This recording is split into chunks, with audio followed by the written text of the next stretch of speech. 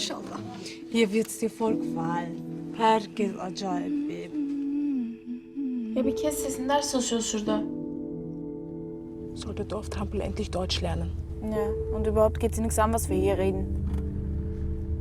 In dem Haus wohnen Berti mit ihrem Hund Sünkel.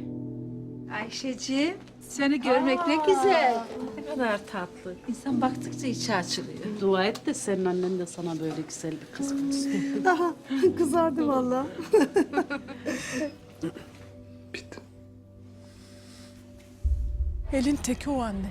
Elin teki. Sie will sie zurück in der Türkei haben. Du willst sie zurück in der Türkei haben, damit du wieder Mamas Schatz sein kannst. Onu elimde istemiyorum. O bu ailenin bir parçası ve burada kalacak. Burada kalacak.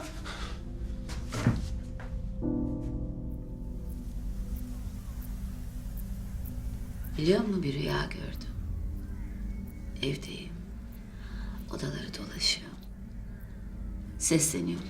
Duyan yok. Sonra seni gördüm.